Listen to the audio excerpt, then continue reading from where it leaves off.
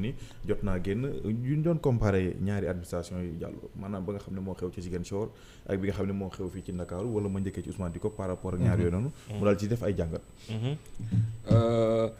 ci ñaari atte yi waaw bii nii bu mujj bi ak ba nga xam ne moo xewoon fan ak boo kii ca waaw xam nga fan yi yëpp baara dama fi wax ne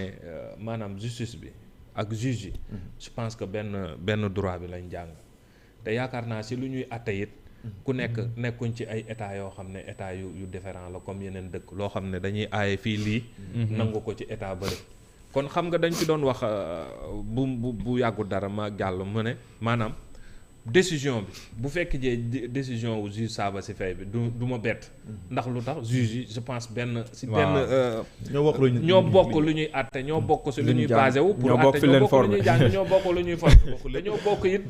benn du ay état yoo xam ne comme ay États-Unis nga xam wala yeneen dëkk yoo xam ne ay état la yu différent maanaam di nga gis fii ñu ne kenn du fi jaayum yàmba wala nga ne fële ñu ne dañ koy nàngal waaw fii am na peine de mort fee amul peine de mort kon bu boobaa atte yi mun naa am tuuti différence sax du différence bu ndaw lay am rek ak yooyu parce que du ñu appliquer xëy na bu ñu dul appliquer peine de mort bi dinañ la jox la peine yoo xam ne voilà peine de mort parce que lu ñu lay tëj dootoo génn maanaam atte bi benn lay nekk mais daani ñooy ute mais nag fii ci Sénégal loolu amu fi waaw benn justice lañ am ci benn règlement bi la ñuy yaakaar ci lu ma yaakaar la ñuy appuyé wu pour def li nga xam ne mooy kii bi kon ñun ça serait étonnant ñun dinañu woon bett ñu atte ci loo xam ne ni ute na ak juge bële lu mu atte xëj na nag dans les fonds la ñuy wax ak Diallo mu ngi koy wax ni léegi forme bi ak dans ci forme beeg fond bi xëj na la ñuy wax ak ndax respecté nañ juste droit bi ça a été dit ndax amul ay vices de forme wala ay yu demee noonu mais man du ma doon bett wax dëgg yàlla bettu ma que décision bi méngoog décision bi nga xam ne moom la juge Sabassy Faye Mohamed Diallo beneen bi xam nga pour ñëwaat si ñaar yi xam nga li si gën a fondamental au-delà de li nga xam ne ni moom mooy notification signification loolu wax nañ si bosoon mais li gën a fondamental mooy wàllum contumace parce que contumace bi loo mënti wax fa la mbir yi dooree dafa la mbir yi di delluwaat parce que booy xool li tax ñu rajo Ousmane Sonko mooy danoo jàpp ne il était en état de contumace L29 ne ku nekk en état de contumace doo nekk si liste yi léegi nag contumace boobu moom mooy cëslaay bi te pour booy comparer sax ñaar yi donte ne li Ousmane Diko dafa am solo ku nekk am nga cëslaay wóor il n'est pas question pour ñun naan kii moom moo gën a def lii naa nga wala kii moo gën a kii loolu noonu nekkul suñu objectif c'est juste jàngat ñaar yi c'est tout simplement ça parce que ku nekk en stade donné am na jumtukaay yoo am yu keneen ni am woon wala yow am na foo sukkandiku parce que c'est normal que aussi nit buy àttewaat benn mbir bu gisee lii mbir mi demee woon ñu kase ko fa renvoyer ko moom dina def tout ba contourner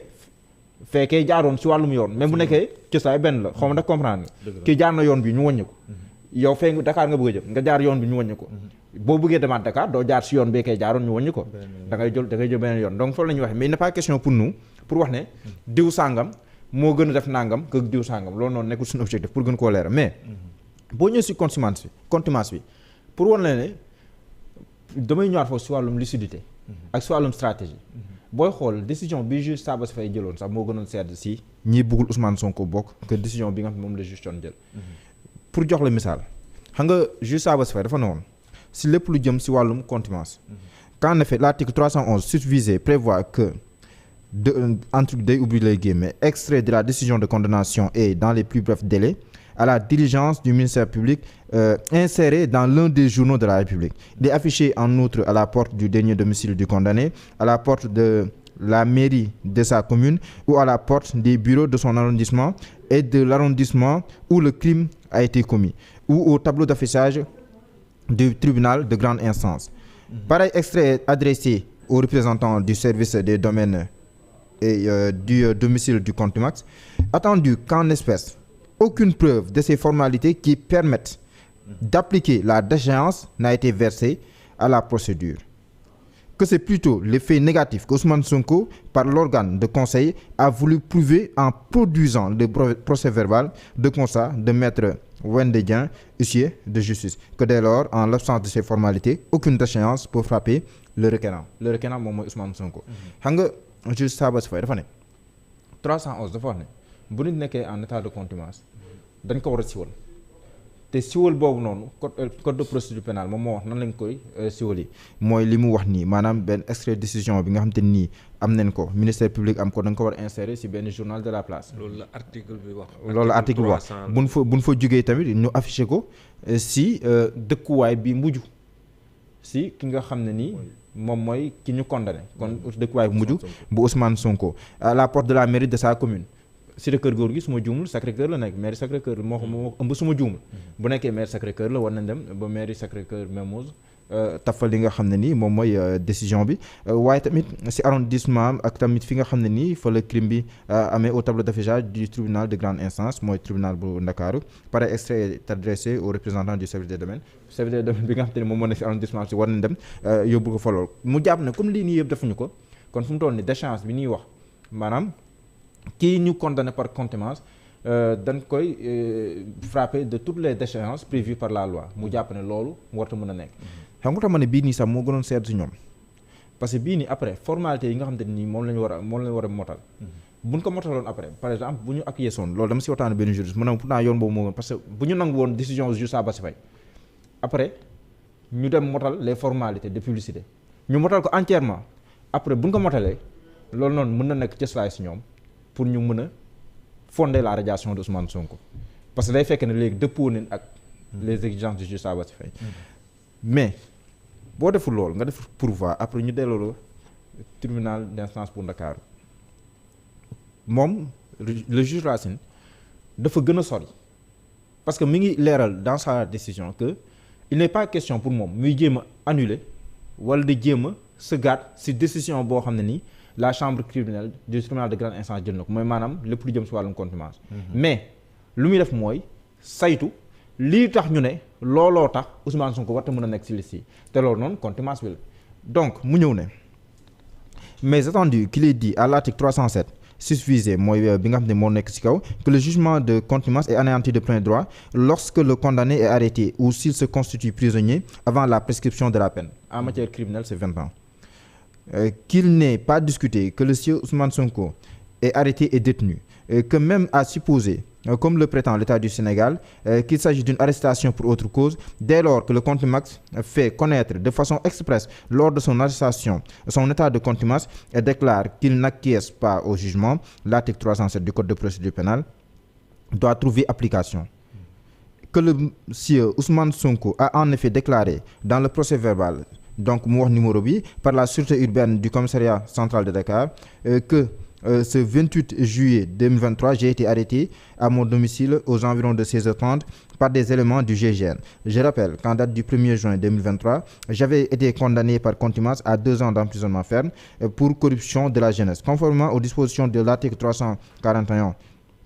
ñëpp jàpp ne dafa taxu 307 la léegi du code de procédure pénale. Cette arrestation entraîne de plein droit l'anéantissement de ce jugement et je déclare expressément ne pas acquiescer à la condamnation. La peine étant anéantie, il n'existe plus de raison ni de base juridique pour me retenir. Que l'applicabilité des dispositions de l'article 307 mooy Moldor 5 du code de procédure pénale est d'autant plus incontestable qu'il est loisible au contumace tant que la peine n'est pas prescrite, de se constituer prisonnier pour anéantir le jugement,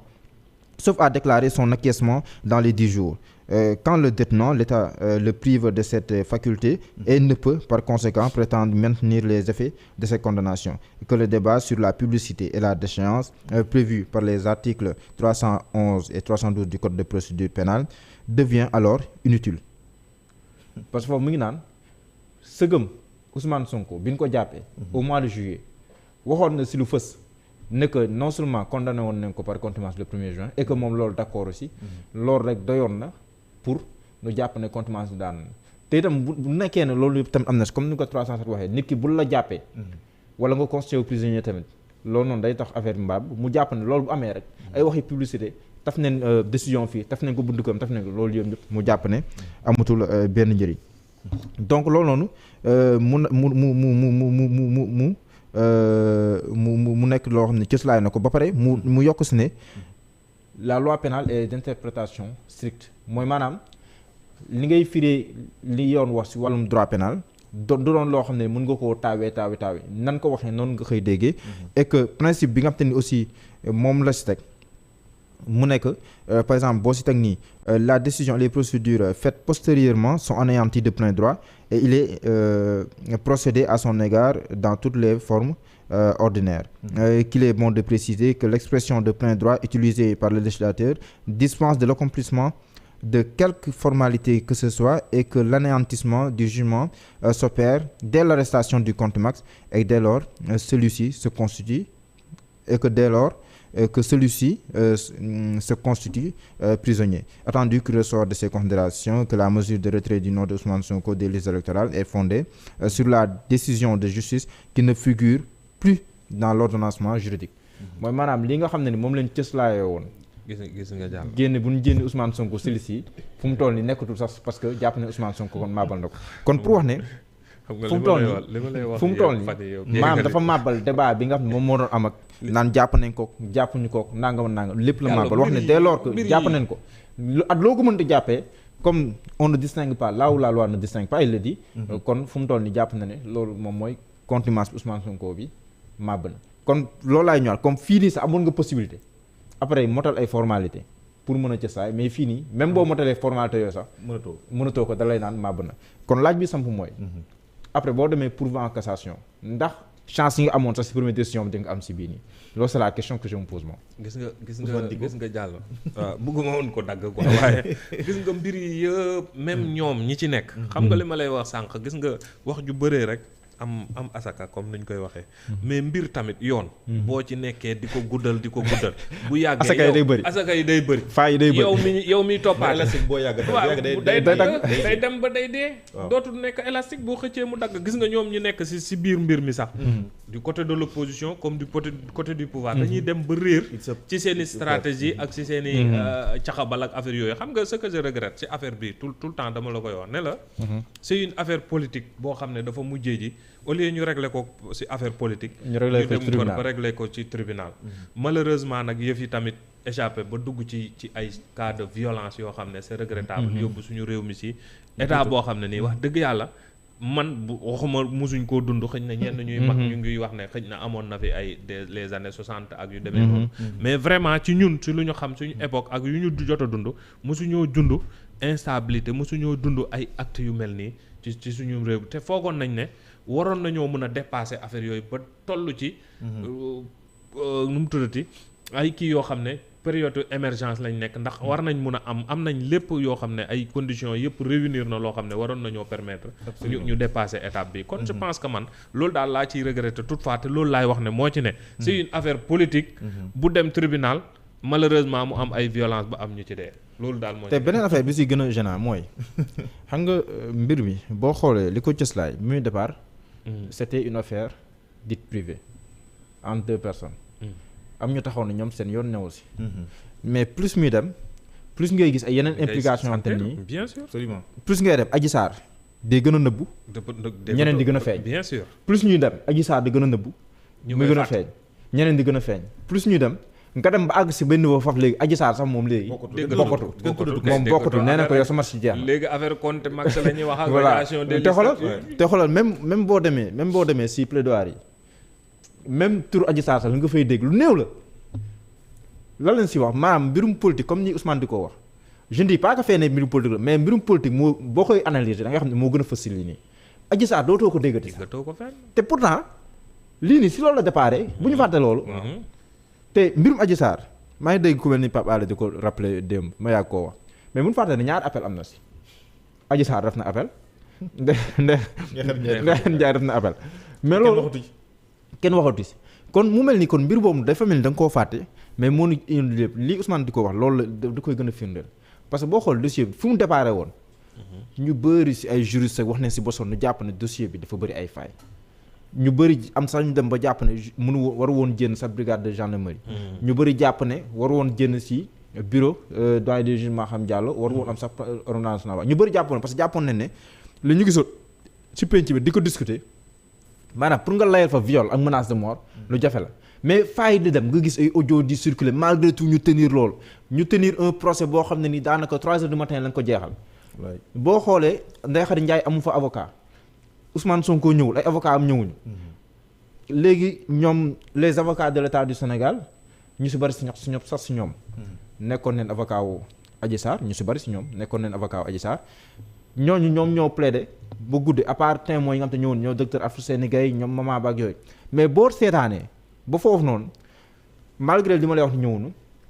mais boo jënewee yenn wax yi mu fa daw mooy wax yi ñaaw yeeg def na ma nangam def na nangam pour nga gis lu ñu cëslaay xam nga boo fàttali ko même proche ñu ngi naan dañuy génnee vidéo xaw ma dafa fàttali ngeen débat boobu noonu projection ñu naan dañuy def projection dara jënd projeté wuñu ba léegi de lu dul ay wax à part certificat médical bi nga xam te ni maanaam interprété ko nangam mais bu ñu dem ba teeree si corruption de la jeunesse mooy li Ousmane Diko du wax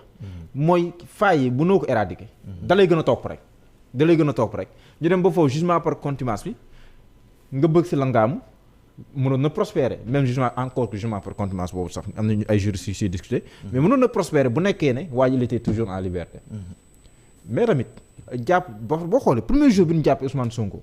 bi procureur dafay conférence de presse loolu la njëkk a préciser bokk na si précision yi mu njëkk a def mooy contumace bi daanuwul ndaxte Ousmane Sonko li ñu ko jàppee bi yoon bokkul ak lan ko daanee woon mais pour un procureur man jàpp naa ne boo jàppee ni pour ay fait niveau pour man précision boobu boo si àggee rek am na leneen boo àggee si précision parce que yow yaay mettre des poursuites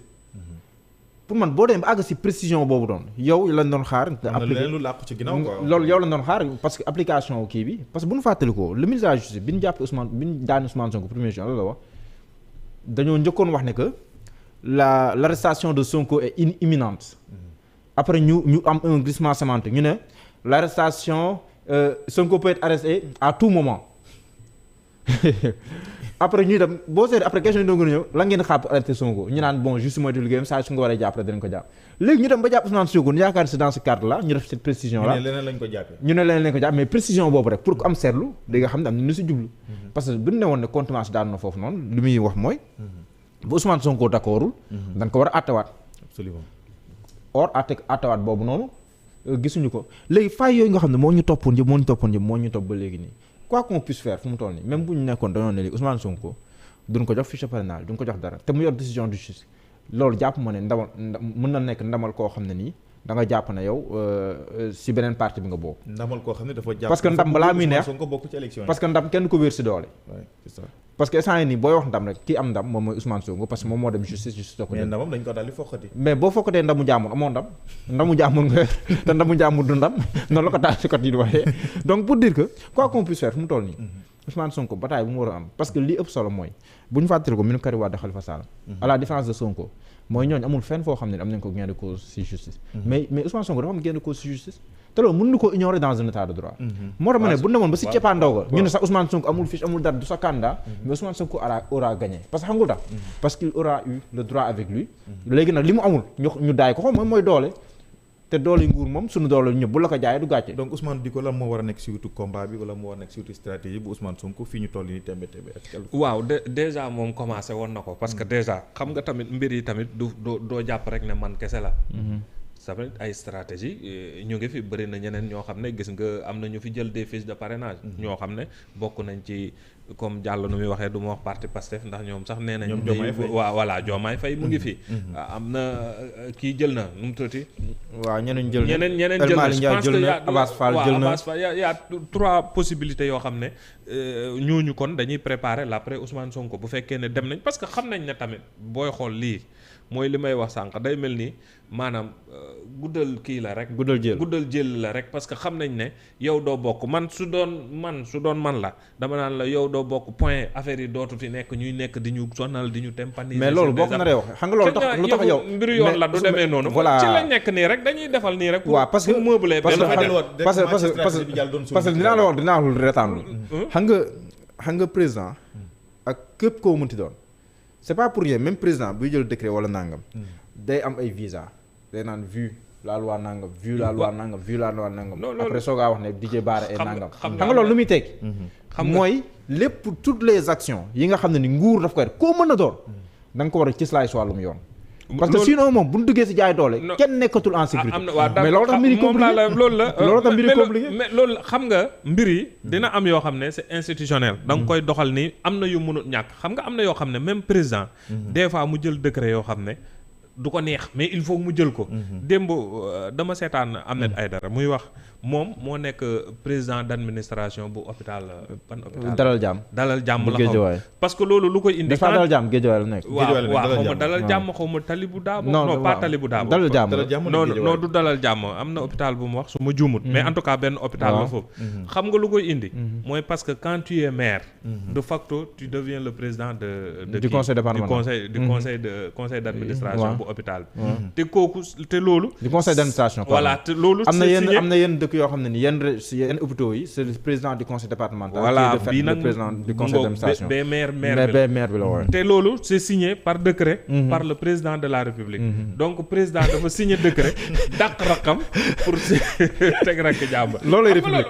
xam nga loolay république. loolay républicain xam nga loolu mënoon ñàkk. loolu mooy acte républicain. mais yeneen yi xëy na am na yenn yoo xam ne di nga ko def nga xam ne mënoo ko jaarale lu dul ci yoon. mais xam nañ ne ci ginnaaw. am na lu ciy nekk am na lu ciy wund donc di nga jaarale yenn affaires yi. mais après xëj na finalité ba. mooy yow doo bokk parce que xam nga. mais lu ko reetaan xam nga président soo moytul ñaari yoon lu def décret. yoo xam ne ni benn bi day laal Sonko benn bi di laal Pastef. mais man su ma li Assane di wax.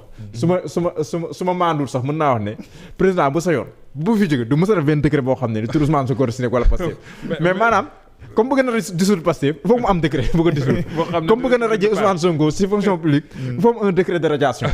mais bu sañoon du def décret boo xam ne day bind turam mais moom président la xam nga président tamit du sa tur ak turu keneen moo yow booy signé c'est le président de la République mooy ma boo fa jógee rek beneen tour la ñuy def ci suuf président de la République mais di ko donc c'est que état de droit doy waar xam nga suñu président ñu sepp ay costume la ñu sol c'est pas pour rien costume nga sol 2 boutons mën a boutonné ñaari yëpp mais ngay boutonné benn bi yëpp même bu nekk esthétiquement boutonné benn bi rek nañ gën a conseillé mais le fait nga mën a boutonné benn bi bàyyi beneen pour mu lang loolu lu muy tekki xam nga mooy lan mooy tekkul ne mën naa ko dama koy def par la force mooy besoin d'équilibre bi nga xam ne moom la ñuy xaar ci njiit li mois yooyu doon wax buum bi nekk sama diggante askan dinaa fexe boobu dagg boo leen xëccee ma yolomal boo leen yolomalee ma xëcc pour dire que mën naa ko dama koy def am naa ko sañ naa ko mën naa ko dama koy def loolu noonu xaaruñu ko ci benn nguur parce que doolee nguur xajul ci doomu aadama loolu rek lay tekki mais boo xoolee fii nii moo xool adversaire Ousmane Sonko yi même si wàllum yoon am na ñu doon doxalee Ousmane Sonko ndam ñu am ci wàllu justice ko am mais loolu il fallait nga doxalee stratégie mais pas jiital doole parce que xëy bu si jool doole jiitoo rek day mel ni keroog maag Abdoulaye Seck rek fi mu mujjee suñu combat bu fi mu mujjee ma am ndam kon noonu la demee voilà kon xeex xel moo si ëpp solo moo si jiitu laataa leneen parce que loolu itam boo ko lalu si xel di tamit ay defet yow dul mën a expliquer ngay am voilà donc waaw parce que li may wax rek xëñ na tamit comme nu ko Ayib dafay waxee démb am na yeneen stratégie yu ñuy ficelé yu ñuy waaw mais ñoom tamit mettre en place ak ki nga xam ne mooy Ousmane Sonko peut-être pour mu mën a jot fiche de parrainage am ñu xool ci yan condition lañ koy mën a defee soit xam naa ne parrainage parlementaire rek fi mu toll nii mais ñoom tamit boo xoolee yéex nañoo def lii parce que boo seetloo même man gëm naa ne CDC bi Ousmane Sonko damay déposer caution ba na jox ko quittance gëm naa ne ñoom buñ si def woon publicité bi ñu si def amaana kenn du leen woowaat naa leen kii mais publicité bi ñu si def ak tole bi nga xam ne moom la mbir mi suscité dans l'immédiat tëdd loolu noonu amaana gëm naa ne moo gën a tax ñuy moo tax ma ne la dafa mel parce que boo xoolee dans le cas Diomaye Faye stratégie parce que gis nga boo xoolee dans le cas Diomaye Faye xam nga déposé na caution yëgul ñu ko kenn yëgul journaux yi ñoo def seen investigation wax ko mais ñoom fësal ñu ay dafay dugg na def fa bu ma sukkandikoo si Waly John nekk reporter fële na la Sénégal 7 def na fa au moins 45 minutes xanaa nag 45 minutes ci barab boo ko def bu la fa ñàkkoon kersa wala ñu bañ laa recevoir jóge nga fa bu yàgg bon sama njort la mooy démb mais foo te jàpp ma ne mos na faa def 45 minutes waxtaan am na waxtaan bu xóot am na te ba mu génnee waxut ak gaay kon ça veut dire que mbir mi on va communiquer le moment venu on va communiquer que ñu ngi àbb yeneen yoon parce que aussi le plus grand défi xam nga mooy lan mooy permettre à Ousmane Sonko l'état de droit taxaw mooy Ousmane Sonko jot ses fiches de parrainage mais aussi que l'état ne perde pas la face est-ce que comprendre ngeen mooy dilemme bi consolider l'état de droit mais que l'état ne perde pas la face mais pour que l'état ne perde pas la face il faut ñu xool nu ñu ko waxtaanee mais ala kulli xaal pour l'état de droit dañoo war a jëfee décision de justice bi loolu nag mën nañ ko waxtaanee noo xam ne nii Sonko dina jël ay fiches de parrainage am mais ñu bañ a jàpp ne que état moo daanu parce que état ñun ñëpp la dafa am ñenn ñu jàppoon ne dañoo jël benn décision après yoon na leen non du noonu. après loolu noonu dëkk bi moom moo si grandir parce que li am Sénégal ni quand même. li si positif mooy bëriwoon na ay dëkk Afrique yoo xam ne ni xalaatoo fa lu mel ni di am très sincèrement. mais yaa ngi gis ay magistrats yu taxaw. justice taxaw. fu mu toll nii Sénégalais di amaat yaakaar seen justice loolu je pense c'est extrêmement important et c'est à souligner. ñu daal dem ci beneen point balaa ñuy terminer ak le président Macky Sall. ñu daal dem ci ki nga xam moo di Barthélémy Diaz. nekk maire de Dakar gis nañu sortie bi mu def récemment ak affaire Ndiaga Diouf bi nga xam ne ni le 22 décembre la ñu war a xam fan la affaire di mu yee Mohamed Diallo. wala ma njëkkee ci Ousmane Dicko. waaw Barthélémy Diaz. waaw ko ne di bañ rek de. waaw xam nga.